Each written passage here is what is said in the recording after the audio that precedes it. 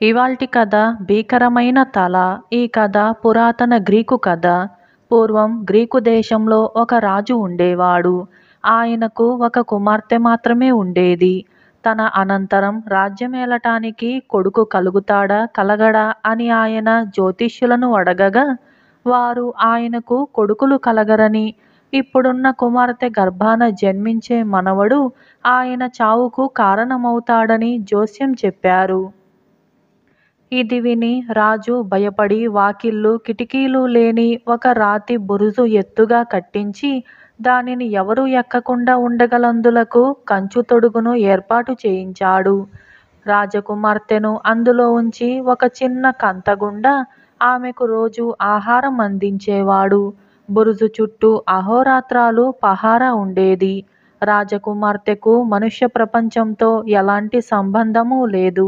కానీ ఆమెకు బురుజుపై నుంచి ఆకాశము, పక్షులు, ఎండ, వెన్నెల అన్నీ కనిపించేవి.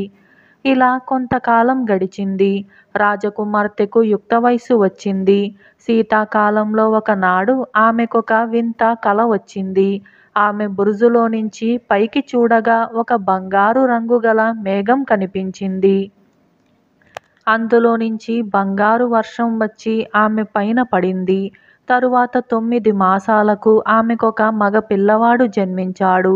బురుజు చుట్టూ పహారా ఉండే వాళ్లకు బురుజు లోపలి నుంచి చంటిబిడ్డ ఏడుపు వినిపించింది. వారు వెళ్ళి ఈ సంగతి రాజుతో చెప్పారు. రాజు ఈ వార్త విని వణికిపోయాడు. ఆయన తన కుమార్తెను మనవణ్ణి బురుజులో నుంచి బయటికి తీయించాడు. వారిద్దరినీ నిండు ప్రాణాలతో చంపేయటానికి సాహసం లేక ఆయన ఒక కొయ్యపెట్టె చేయించి వారిద్దరినీ అందులో పెట్టి మూత మూసి ఆ మూతకు రంధ్రాలు చేయించి సముద్రంపై వదిలిపెట్టించాడు. ఈ విధంగా వారిద్దరూ చనిపోతారని, తనకు హత్యాదోషం అంటదని ఆయన ఆశపడ్డాడు. కానీ ఆయన అనుకున్నట్టుగా ఏమీ జరగలేదు. ఆ పెట్టె ఒక పగలు ఒక రాత్రి సముద్రం మీద కొట్టుకుపోయి ఒక తీరాన్ని చేరింది. అది ఒక లంక. ఆ లంకకు రాజుగా ఉంటున్న వాడి తమ్ముడు ఒక జాలరి. తల్లి బిడ్డలున్న పెట్టె ఆ జాలరికి దొరికింది. అతను రాజకుమార్తె కథ విని జాలిపడి ఆమెను, బిడ్డను తన ఇంటికి తీసుకెళ్ళాడు. బిడ్డకు పెర్సియన్ అని పేరు పెట్టుకున్నారు. రాజకుమార్తె కష్టాలు ఇంకా గట్టెక్కనే లేదు. ఆమెను గురించి విని ఆ లంకకు రాజుగా ఉండేవాడు ఆమెను పెళ్లాడుదామని ప్రయత్నించాడు. అతను పరమ క్రూరుడని తెలిసి రాజకుమార్తె అతనిని నిరాకరించింది. ఇక పెర్సియన్ పెరిగి పెద్దవాడయ్యాడు. ఒకనాడు రాజు తన రాజ్యంలో ఉన్న యువకులందరినీ ఆహ్వానించి విందు చేశాడు. ఆ విందుకు వెళ్ళిన వారంతా రాజుగారికి గుర్రాలో, బంగారమో, మంచి మంచి కవచాలో, బాణాలో తీసుకొని వచ్చారు.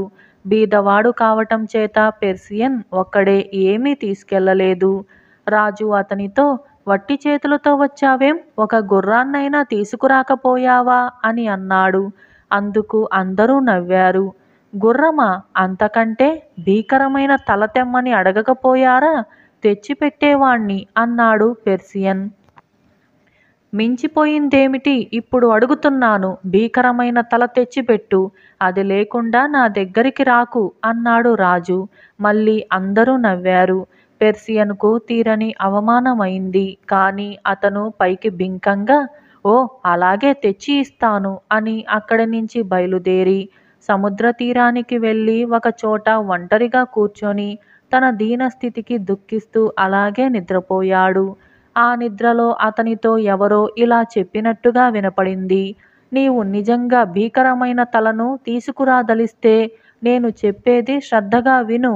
నీవు పశ్చిమ దేవతల వద్దకు వెళ్ళినట్లయితే వారు నీకు భీకరమైన తల దొరికే మార్గాలు చెబుతారు.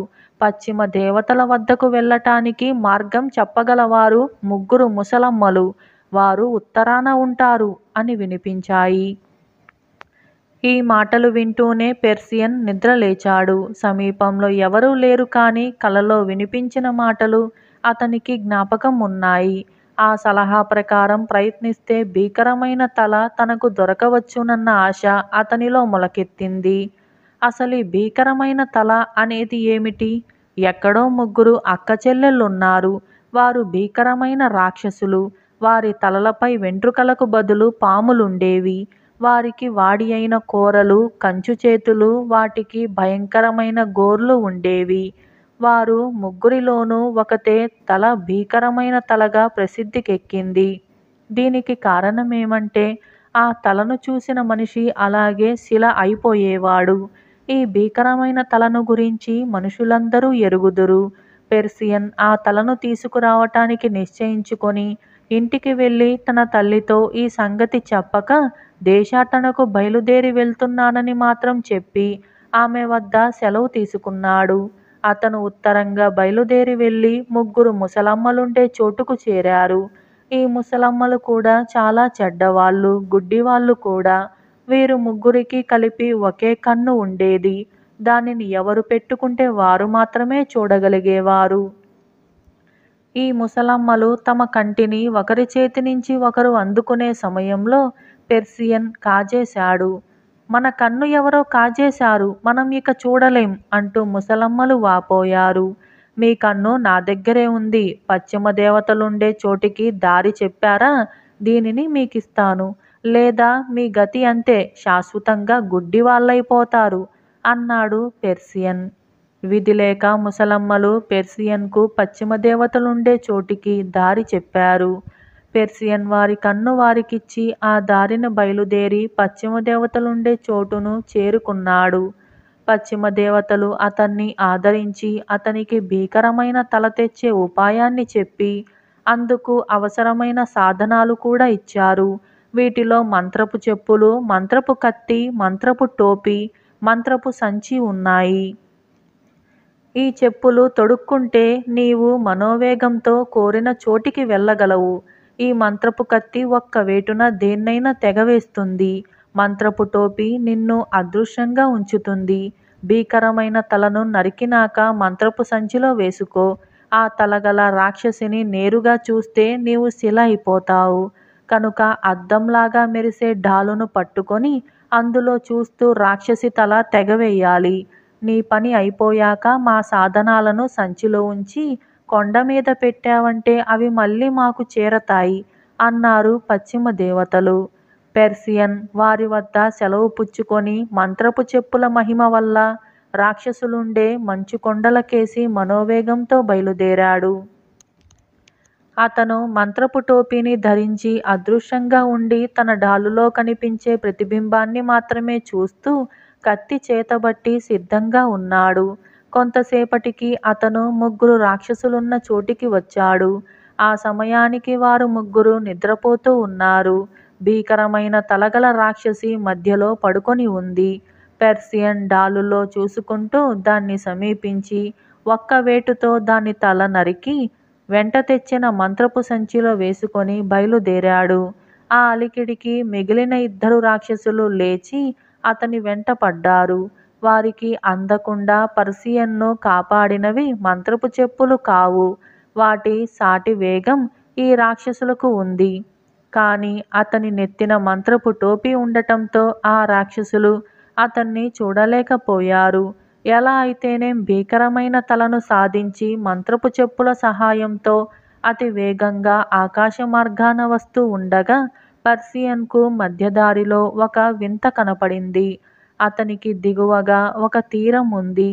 దాని వెంబడి ఎత్తైన కొండలు ఉన్నాయి. సముద్రంలోకి చొచ్చుకు వచ్చిన ఒక గుట్టపైన ఒక తెల్లని స్త్రీ ఆకారం కనిపించింది. అది విగ్రహమనుకొని చూడటానికి పెర్సియన్ దిగివచ్చి అక్కడ నిలబడినది ఒక యువతి అని తెలుసుకున్నాడు. అతను ఆశ్చర్యంతో, ఇక్కడ ఇలా ఎందుకు నిలబడ్డావు? నిన్న గొలుసులతో బంధించారెందుకు అని ఆమెను అడిగాడు. నేను ఈ దేశపు రాజు కూతురును. మా అమ్మకు తాను చాలా గొప్ప అందగత్తెనని గర్వం. ఒకసారి ఆమెడ తాను సముద్ర దేవతా స్త్రీల కంటే చక్కని దాన్నని ప్రగల్భాలాడింది. అది విని సముద్ర దేవతలు మా దేశం పైకి సముద్ర రాక్షసిని పంపించారు. ఆ రాక్షసి రోజుకొక మనిషిని ఎత్తుకొని పోయి తింటూ ఉంటుంది అని ఆ రాజకుమార్తె చెప్పింది. భయపడకు, నీ ప్రాణం కాపాడుతాను అంటూ పర్సియన్ సముద్ర రాక్షసిని చంపటానికి బయలుదేరాడు. త్వరలోనే సముద్రం మీది నుంచి రాక్షసి వచ్చింది. పెర్సియన్ మంత్రపు టోపీ ధరించి అదృశ్యంగా ఉండి రాక్షసిని తన కత్తితో ఎన్నో దెబ్బలు కొట్టాడు. గాయపడి కూడా రాక్షసి రాజకన్యకేసి వస్తూ ఉండటం కనిపెట్టి అతను సంచిలో నుంచి భీకరమైన తల ఎత్తి రాక్షసికేసి పట్టుకొని తాను ముఖం తిప్పుకున్నాడు. మరుక్షణం అది శిల అయిపోయింది. తరువాత పర్సియన్ తలను సంచిలో పెట్టేసి రాజకుమార్తెను కట్టిన గొలుసులు ఖండించి, మీ తల్లిదండ్రుల వద్దకు పోదాం పద అని అన్నాడు. వద్దు, నన్ను నీ వెంట తీసుకుపోండి. మీ బానిసగా అయినా బ్రతికి మీ రుణం తీర్చుకుంటాను అన్నది రాజకుమార్తె. అయితే ఈ గ్రీసు దేశం వచ్చి నన్ను పెళ్లాడు అన్నాడు పెర్సియన్. ఆమె అందుకు సమ్మతించింది. కానీ తన కుమార్తె ఒక అనామకుణ్ణి పెళ్లాడటానికి ఆమె తండ్రి సమ్మతించలేదు. ఆయన తన భావమరిదిని ప్రేరేపించి, ఈ సంబంధం ఎలాగైనా పడగొట్టి నా కూతురిని నువ్వే చేసుకో అని అన్నాడు. రాజుగారి భావమరిది సైన్యంతో సహా వచ్చి పర్సియన్తో, నువ్వు మా పిల్లను పెళ్లాడటానికి అర్హుడివి కావు.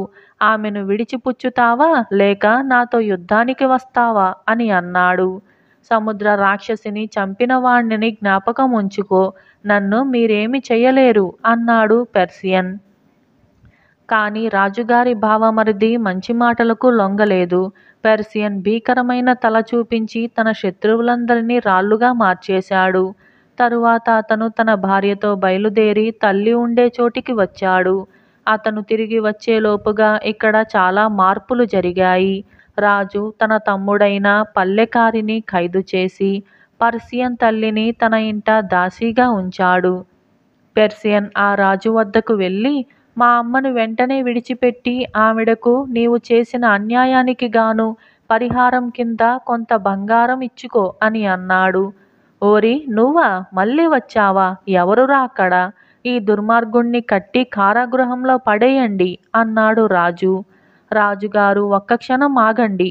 నన్ను ఒక వస్తువు తెమ్మని పంపారు కదా, అది తెచ్చాను, చూసి ఆనందించరా అని పర్సియన్ అడిగాడు. అవునవును, భీకరమైన తల తెస్తానని వెళ్ళావు, ఏది తల అన్నాడు రాజు.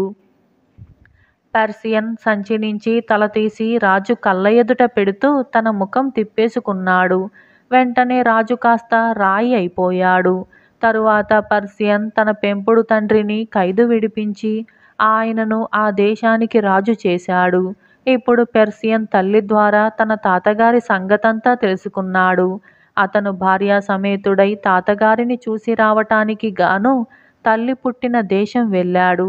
కానీ ఈ సంగతి ముందుగానే తెలిసి అతని తాత మరొక దేశానికి పారిపోయాడు. పర్సియన్ అక్కడికి వెళ్ళి తన తాతతో, తాతయ్య, నన్ను చూసి ఎందుకు భయపడతావు? నీవు నాకు మా అమ్మకు ద్రోహం చేసినా నాకు నీ పైన ఎటువంటి విరోధభావం లేదు. ఇంటికి పోదాం పద అని అన్నాడు. అతను తాతగారితో స్వదేశానికి బయలుదేరే ముందుగా ఆటల పోటీలు జరిగాయి. ఈ పోటీలో పెర్సియన్ చక్రం విసురుతూ ఉండగా అది చేతి నుంచి జారి గురి తప్పి అతని తాతకే తగిలింది. ఈ దెబ్బకు ఆయన చనిపోయాడు. జోస్యం ఫలించనే ఫలించింది. ఈ సంఘటనకు పర్సియన్ చాలా నొచ్చుకున్నాడు. తాతగారి రాజ్యం ఇప్పుడు తనదే అయినప్పటికీ దానిని మరొకరికిచ్చి దానికి బదులుగా సమీపంలో ఉన్న మరొక రాజ్యాన్ని తీసుకున్నాడు. ఇక్కడ పెర్సియన్ తన భార్యతో కొంతకాలం సుఖంగా జీవించాడు. ఇలా కొద్ది సంవత్సరాలు గడిచాయి. ఈలోపుగా అతను భీకరమైన తలను ఒక రహస్య స్థలంలో పాతిపెట్టి పశ్చిమ దేవతలిచ్చిన చెప్పులు, కత్తి కూడా వారి సంచిలో ఉంచి ఒక కొండ శిఖరాన పెట్టి వారికి చేర్చాడు.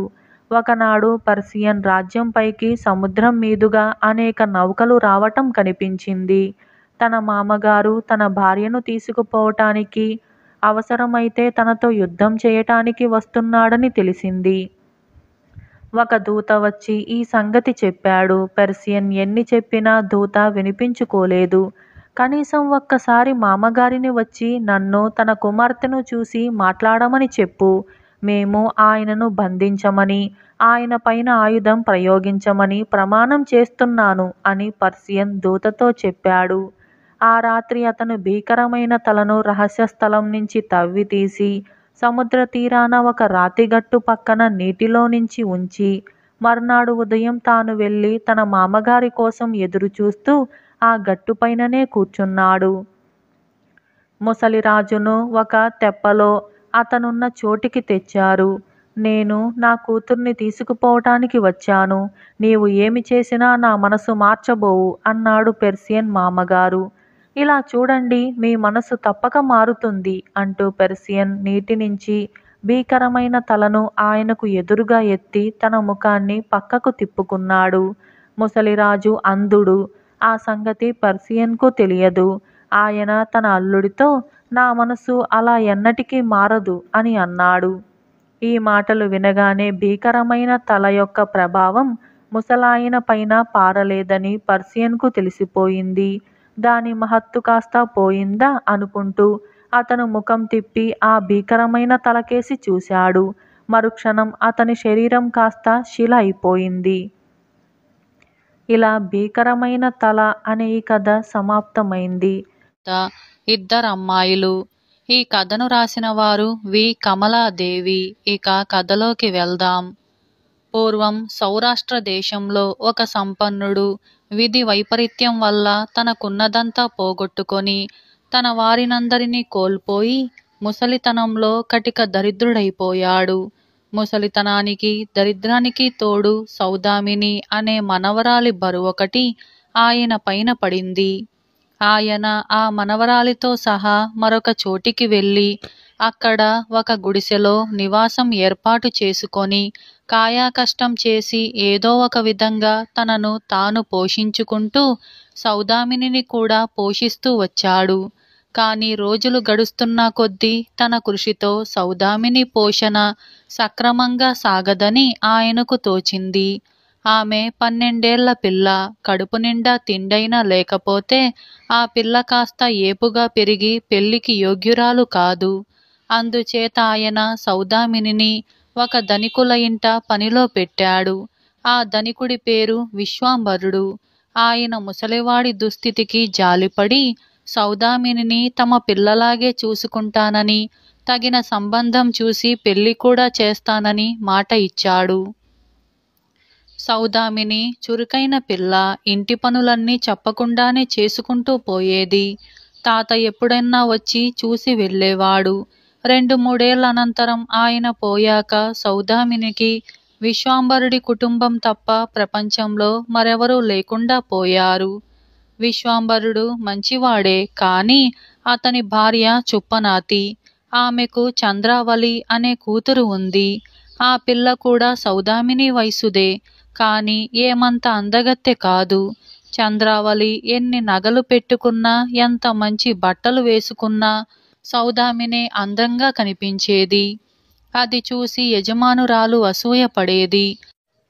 సౌదామిని ఇంటి పనులే చేస్తూ 3 పూటలా కడుపు నిండా అన్నం తిని ఏపుగా పెరిగితే తన కూతురు మరింత అనాకారిగా కనిపిస్తుందని ఆమె సౌదామినికి ఆవులను కాసే పని ఇచ్చింది. సౌదామిని పొద్దున్నే ఇంత చద్దన్నం తిని ఆవులను తోలుకొని అడవికి వెళ్ళేది. పేడ ఎత్తటము, ఆవులను కడగటము, అంట్లు తోమటము, బట్టలు ఉతకటము, ఇలా మొదలైన పనులే సౌదామిని చేసేది. ఈ రకం పనులతో సౌదామిని త్వరలోనే అందవిహీనంగా తయారైంది. తిండి సరిగ్గా లేక శరీరం కృషించింది. వంటి మీద చింకిపాతలు, జుట్టుకు రాసేందుకు నూనె లేదు, దువ్వటమూ లేదు. సౌదామిని ఇలా అయినాక విశ్వాంబరుడి భార్య మనస్సు కాస్త ఊరట చెందింది. విశ్వాంబరుడికి తన భార్య ప్రవర్తన ఏమీ నచ్చకపోయినా ఆమె నోటికి విరచి చూస్తూ ఊరుకున్నాడు. సౌదామినికి తాను కష్టాలు పడుతున్నానన్న భావం కూడా ఏమీ లేదు. ఎందుకంటే ఆమెకు ఉన్న జీవితమే అది. ఒకనాడు మధ్యాహ్నం సౌదామిని ఆవులన్నింటినీ ఒక చెట్టు నీడకు తోలి తన వెంట తెచ్చుకున్న రొట్టె తినబోతూ ఆవులన్నింటినీ ఎంచి చూసుకుంటే యమున అనే ఆవు కనిపించలేదు. సౌదామిని కంగారు పడి తన తిండి మాట కూడా మరచిపోయి యమునా యమునా అని కేకలు పెడుతూ ఆ చుట్టుపక్కలంతా సాయంత్రం దాకా వెతికింది.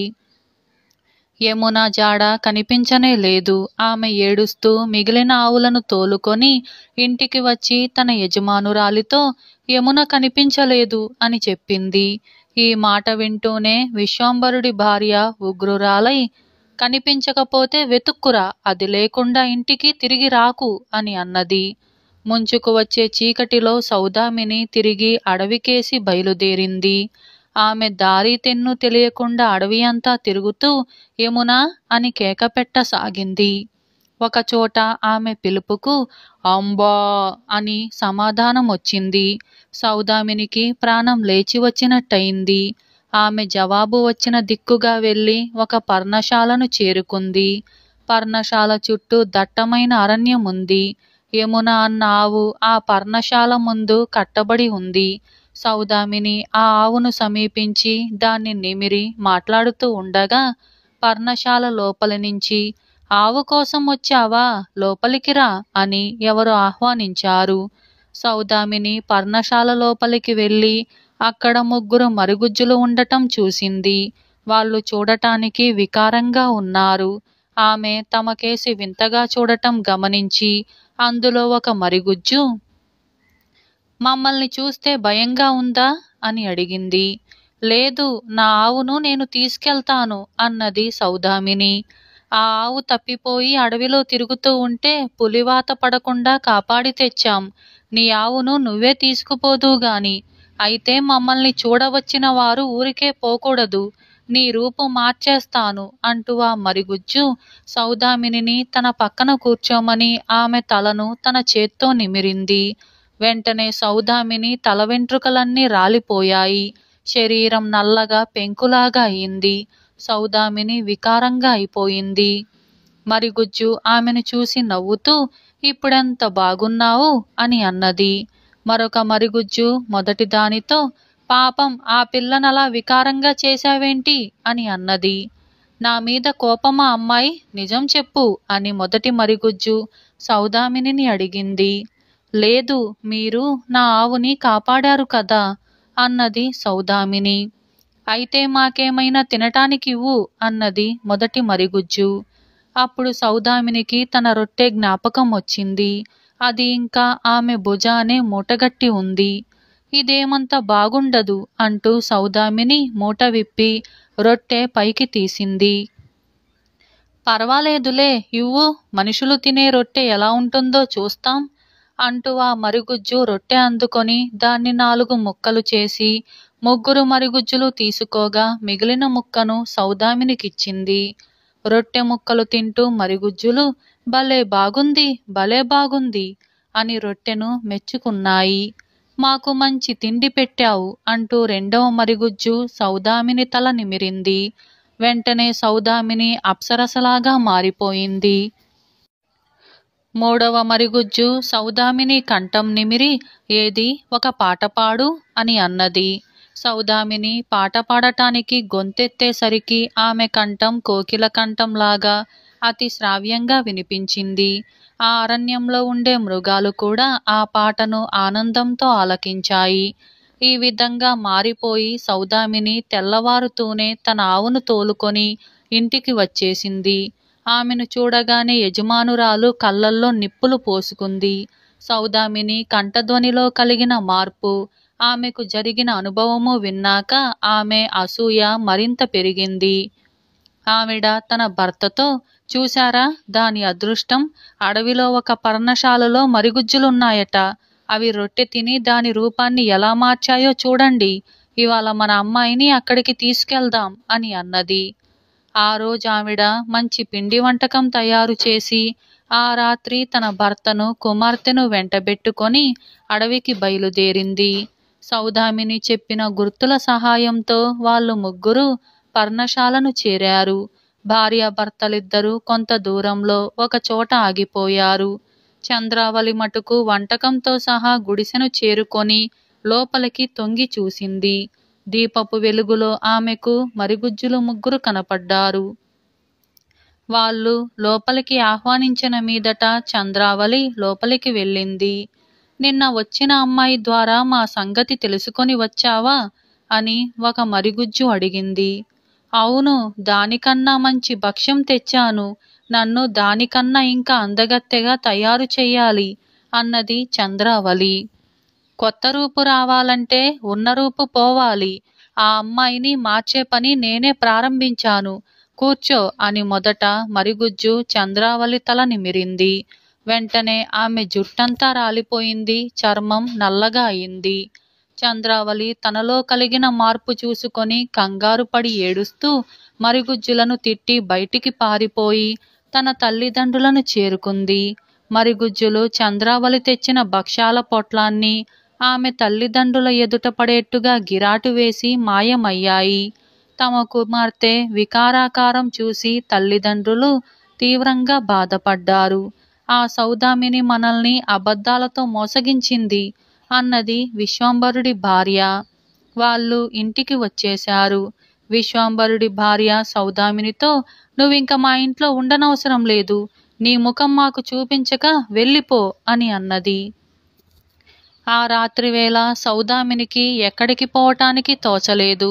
ఆమె పశువుల పాకలోకి వెళ్ళి ఒక మూల కూర్చుంది. తన తల్లిదండ్రులు నిద్రపోగానే చంద్రావళి మెల్లిగా లేచి బయటికి వచ్చింది. భయంకరమైన ఆ రూపంతో ఇతరులకు కనిపించే కన్నా చచ్చిపోవటమే మేలని ఆమె నిశ్చయించుకుంది.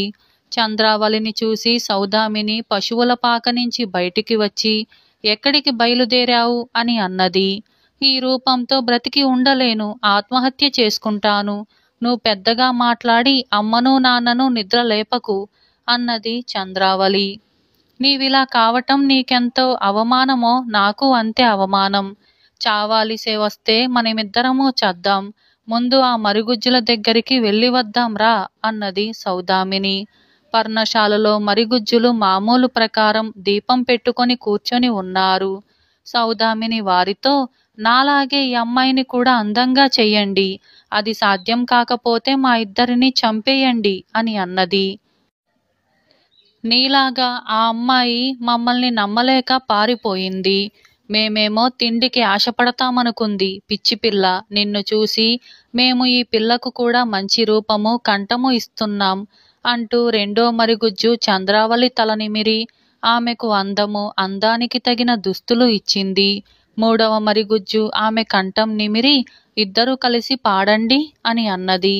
సౌదామిని చంద్రావళి కంఠాలెత్తి శ్రావ్యంగా పాడి మరిగుజ్జులను తృప్తిపరిచి తెల్లవారుతూ ఉండగా బయలుదేరి ఇంటికి వచ్చేశారు. ఇంటికి వచ్చేశాక చంద్రావళి తన తల్లితో తనకు సౌదామిని చేసిన మహోపకారం గురించి వివరంగా చెప్పింది. అది విన్న తరువాత విశ్వంభరుడి భార్య చుప్పనాతి బుద్ధులు మాని సౌదామినిని కూడా తన కూతుర్ని చూసినట్టే చూసుకోసాగింది. తగిన వయసు వచ్చాక విశ్వంభరుడు ఆడపిల్లలిద్దరికీ ఒకేసారి మంచి సంబంధాలు చూసి వైభవంగా పెళ్లిళ్లు చేసి సౌదామిని తాతకు తాను చేసిన వాగ్దానాన్ని నిలబెట్టుకున్నాడు. ఇలా ఇద్దరమ్మాయిలు అనే ఈ కథ సమాప్తమైంది. అలాగే మరొక కథ పాప విముక్తి. ఈ కథను రాసిన వారు కె. భద్రయ్య. ఇక కథలోకి వెళ్దాం. కృతయుగంలో భూమి మీద అంతులేని మహారణ్యాలు ఉండేవి. వాటిలో ఋషులు, దస్యులు ఉండేవారు. దస్యులు దొంగలు. ఆ దొంగలలో మేటి అయిన వాడు విదస్యుడు. వాడు బాటసారులను దోచేవాడు. ఋషుల వద్ద ఏమీ ఉండదు కనుక దొంగలు వారి జోలికి సాధారణంగా వెళ్ళేవారు కారు. ఋషులలో సుమనాకుడనేవాడు ఉండేవాడు. ఆయన ఇంద్రుడిపైన రుక్కులు అనేకం చెప్పి వాటితో ఇంద్రుణ్ణి స్తోత్రం చేసేవాడు. సుమనాకుడొక్కడే తనపై రుక్కులు చదవటం చేత ఇంద్రుడికి ఆయన మీద ఎంతో ప్రీతి ఉండేది. ఆ కారణంగా ఇంద్రుడు ఏడాదికొకసారి వచ్చి సుమనాకుడి యోగక్షేమాలు విచారించి వెళుతూ ఉండేవాడు. ఇంద్రుడు సుమనాకుడికి ఏదైనా వరం ఇవ్వటానికి సిద్ధపడి ఏమి కావాలో కోరుకోమని అన్నాడు. కాని సుమనాకుడు తనకై ఏమీ కోరక, నాకు చెయ్యదలిచిన మేలేదైనా ఉంటే దాన్ని లోకానికే చెయ్యి అని ఇంద్రుడితో అన్నాడు. సుమనాకుడి మాట అన్న తరువాత ఇంద్రుడికి ఆయన పైన ఆదరణ మరింత హెచ్చి ఏడాదికి 2 సార్లు సుమనాకుడి వద్దకు వచ్చి ఆయన చేత రుక్కులు పాడించుకొని వెళ్ళిపోసాగాడు. సుమనాకుడొక చోట స్థిరంగా ఆశ్రమాన్ని కల్పించుకొని ఉండక అరణ్యమంతటా సంచరిస్తూ తన రుక్కులతో ఇంద్రమహిమను లోకానికంతకు వెల్లడిస్తూ ఉండేవాడు. ఆయన ఆ రుక్కులను గట్టిగా చదువుతూ ఉంటే ఆయన ఏ ప్రాంతాన ఉన్నది ఇంద్రుడికి సులువుగా తెలిసేది. ఒకసారి దేవేంద్రుడు సుమనాకుణ్ణి చూడవచ్చి తన ఆదరానికి చిహ్నంగా ఒక అమూల్యమైన కిరీటము, రత్నహారము సుమనాకుడికి ఇచ్చి వాటిని ధరించమని ఆయన్ను నిర్బంధించి వెళ్ళిపోయాడు. సుమనాకుడు వాటిని ధరించాడు. అవే సుమనాకుడికి చావు తెచ్చిపెట్టాయి. అరణ్యమంతా తిరుగుతూ సుమనాకుడు విదస్యుడు ఉండే ప్రాంతానికి వచ్చాడు. ఆయన వద్ద కిరీటము, రత్నహారము ఉండటం చూసి విదస్యుడు వాటిని లాక్కున్నాడు. ఇంద్రుడు ప్రీతితో ఇచ్చిన కానుకలను విదస్యుడు తీసుకోవటం సహించలేక సుమనాకుడు వాణ్ణి ప్రతిఘటించాడు. విదస్యుడు ఆయన్ను చంపేశాడు. సుమనాకుడు ప్రాణాలు విడుస్తూ నన్ను చంపిన పాపం నుంచి విముక్తి పొందటానికి ఎప్పుడూ సత్యమే పలుకు అన్నాడు విదస్యుడితో. ఆ మాట విని విదస్యుడు ఆశ్చర్యపడ్డాడు. ఈ ఋషి చాలా విచిత్రంగా ఉన్నాడు. ఋషులెవరూ ధరించని కిరీటము, హారము ధరించాడు. నా చేత చచ్చిపోతూ ఆగ్రహించటానికి బదులు అనుగ్రహించాడు అనుకున్నాడు వాడు. సుమనాకుడి వద్ద తీసుకున్న కిరీటాన్ని, హారాన్ని విదస్యుడు తానే ధరించాడు. వాటితో వాడికి మరింత బలము, తేజస్సు వచ్చినట్టయింది. వాణ్ణి చూసి వాడి భార్య, పరివారము మెచ్చుకున్నారు. ఇలా కొంతకాలం గడిచింది. సుమనాకుడి కంఠధ్వని వినిపించక ఇంద్రుడు ఆందోళన చెందాడు. ఆయన కోసం అరణ్యాలన్నీ వెతుకుతూ 1 సంవత్సరం అనంతరం విదస్యుణ్ణి చూశాడు. సుమనాకుడికి తానిచ్చిన కిరీటం వాడి నెత్తిన, హారం వాడి మెడలోనూ ఉన్నాయి. ఈ కిరీటము, హారము నీకెలా వచ్చాయి? వీటిని నీకిచ్చిన మనిషి ఏమయ్యాడు అని ఇంద్రుడు విదస్యుణ్ణి అడిగాడు. నన్ను చూసి భయపడటానికి మారుగా ఇలా ప్రశ్నిస్తున్నావే? నీవీ లోకానికి చెందినవాడివిగా లేవు. నీవెవరివి అని విదస్యుడు అడిగాడు. నేను ఇంద్రుణ్ణి. నా భక్తుడు, మిత్రుడు, అభిమాని అయిన సుమనాకుడి కోసం ఏడాదిగా వెతుకుతున్నాను. ఆయనకు నేనిచ్చిన ఈ కిరీటము, హారము నీకెలా వచ్చాయి అన్నాడు ఇంద్రుడు. నేను దస్యుణ్ణి. నా పేరు విదస్యుడు. నీ మిత్రుడు, భక్తుడు అయిన ఆ ఋషిని చంపి నేను వీటిని తీసుకున్నాను అన్నాడు విదస్యుడు. ఇంద్రుడికి వాడిపైన వచ్చిన కోపం ఆశ్చర్యంగా మారింది. అతను వాడితో, నేనెవరో తెలిసి, ఆ మునికి నాకు ఉండే సంబంధం కూడా తెలిసి ఎంత ధైర్యంగా నిజం చెప్పావు అని అన్నాడు. దానికి ఆ ఋషే కారణం. సత్యం పలికి పాప విముక్తి పొందమని నాకు సలహా ఇస్తూ ఆయన ప్రాణాలు వదిలాడు. నీవు ఆయన విషయం మాట్లాడటం చేత నాకు ఆ సంగతి జ్ఞాపకం వచ్చింది. నాకు నిజమే చెప్పాలని నియమం ఏమీ లేదు. నేను ఎన్నో అబద్ధాలాడాను, ఎన్నో హత్యలు చేశాను. కానీ ఆ ఋషి చచ్చిపోతూ ఆ సలహా ఇచ్చినప్పటి నుంచి నాకు అబద్ధమాడటం పిరికితనమనిపించింది. అందుకే నిజం చెప్పాను అన్నాడు విదస్యుడు. ఇంద్రుడు ఏడవటం ప్రారంభించాడు. అది చూసి విదస్యుడు ఆశ్చర్యంగా, ఎందుకలా ఏడుస్తున్నావు అని అడిగాడు. నా మిత్రుడైన సుమనాకుణ్ణి నిజంగా చంపినది నీవు కాదు, నేనే. నీవు నిమిత్త మాత్రుడివి. నేనా కిరీటము, హారము ఇవ్వకపోతే ఆయన చావడు. నీపైన నాకేమీ ఆగ్రహం లేదు. నీ సత్యానికి మెచ్చాను. ఏదైనా వరం అడుగు అన్నాడు ఇంద్రుడు. ఋషి చచ్చిపోతూ సత్యం పలికి పాప విముక్తి పొందమనటం చేత సత్యం పలికానే కాని నాకు పాప విముక్తి పొందాలన్న కోరిక కూడా లేదు. నీకు నిజంగా వరం ఇవ్వాలని ఉంటే నా వంశంలో బ్రహ్మజ్ఞాని పుట్టేటట్టుగా వరం ఇవ్వు అన్నాడు విదస్యుడు. ఇంద్రుడు అందుకు సమ్మతించాడు. ఇంద్రుడి అనుగ్రహం వల్ల విదస్యుడి వంశంలో కటుడనేవాడు పుట్టి బ్రహ్మజ్ఞాని అయ్యి బ్రాహ్మణత్వం పొంది గొప్ప కీర్తి తెచ్చుకున్నాడు. ఇలా పాప విముక్తి అనే ఈ కథ సమాప్తమైంది. అలాగే మరొక కథ ధర్మబుద్ధి. ఈ కథను రాసిన వారు విల్లూరి కాశీ విశ్వనాథం. ఇక కథలోకి వెళ్దాం. ఒకప్పుడు కోసల దేశంలో సిద్ధిస్వామి అనే ఒక ధర్మదాత ఉండేవాడు. అతను తనకున్న దానిలో అన్నార్తులకు విధిగా భోజనం పెట్టి పంపేవాడు. అతని దాతృత్వం గురించి అందరూ చెప్పుకోవటం విని కోసలరాజు అలాంటి వాడికి సహాయం చేయటం కూడా పుణ్యమే అనుకొని సిద్ధిస్వామికి రోజు తన ప్రసాదం నుంచి సువారాలు పంపేవాడు. సిద్ధిస్వామి భార్య హంసమతి అన్ని విధాల భర్తకు తగిన భార్య. తమకు మిగలకపోయినా సరే వచ్చిన వారికి ఎన్నడూ లేదు అనేది కాదు. నిరతాన్న ప్రదాతలుగా ఆ భార్యాభర్తలకు కోసల దేశమంతటా గొప్ప పేరు ప్రఖ్యాతలు వచ్చాయి. రాజుగారు నిత్యము పంపే సువారాల సహాయంతో వారు నిరాటంకంగా అన్నదానం చేస్తూ వచ్చారు. ఇలా ఉండగా ఒకసారి కోసలరాజు సపరివారంగా తీర్థయాత్రకని కాశీ వెళ్ళాడు. అందరూ గంగా స్నానం చేసి ఒడ్డుకు వస్తూ ఉండగా కొందరు భటులు రాజుగారు వస్తున్నారు తప్పుకోండి అని కేకలు పెడుతూ జనాన్ని పక్కకు నెట్టసాగారు. వాళ్ళు కోసలరాజును కూడా అలాగే నెట్టారు. అది చూసి కోసల రాజభటులకు కోపం వచ్చి, కోసలరాజంటే ఏమిటనుకున్నారు? కాశీరాజుకు ఇంత పొగరా అని గట్టిగా అరిచారు. ఈ మాటలు కాశీరాజుకు వినిపించాయి. ఆయన తన గుర్రాన్ని ఆపి కోసలరాజుకు నమస్కరించి, సిద్ధిస్వామి ఉండే దేశానికి మీరు ప్రభువులని తెలియక మా భటులు అపచారం చేశారు, క్షమించండి అని అన్నాడు. ఈ మాటలు వినగానే కోసలరాజు మనస్సు చివుక్కుమన్నది. నేనిచ్చే సువారాలతో అన్నదానం చేసే సిద్ధిస్వామి నుంచి నాకు కీర్తి రావటమా అనుకొని ఆయన కాశీయాత్ర చప్పున ముగించుకొని కోసలకు తిరిగి వచ్చాడు. వస్తూనే ఆయన సిద్ధిస్వామికి నిత్యము పోయే సువారాలని ఆపు చేశాడు. కానీ సిద్ధిస్వామి అతని భార్య సువారాలు రావటం లేదని చింతించక ఎప్పటిలాగే అతిథి సత్కారాలు చేస్తున్నారు. సిద్ధిస్వామికి అపఖ్యాతి కలిగించాలన్న ఉద్దేశంతో కోసలరాజు అతని ఇంటికి రోజు అధిక సంఖ్యలో అతిథులను పంపసాగాడు. సిద్ధిస్వామి తన ధర్మనిష్ట కొనసాగించటానికి తనకున్న ఆస్తిపాస్తుల్ని క్రమంగా అమ్ముకోవలసి వచ్చింది. ఆస్తి అంతా అయిపోయాక సిద్ధిస్వామి చందాలు వసూలు చేయటానికి బయలుదేరాడు. ఆయన చేసే ధర్మం పట్ల ఆదరణ కూడా ఉన్నవాళ్ళు ధన సహాయం చేశారు. అయితే అది కూడా క్రమంగా క్షీణించింది. ఒకరోజు సిద్ధిస్వామికి అతి కష్టం మీద కుంచెడు బియ్యం మాత్రం దొరికాయి. అప్పటికే 20 మంది అతిథులు కనిపెట్టుకుని ఉన్నారు.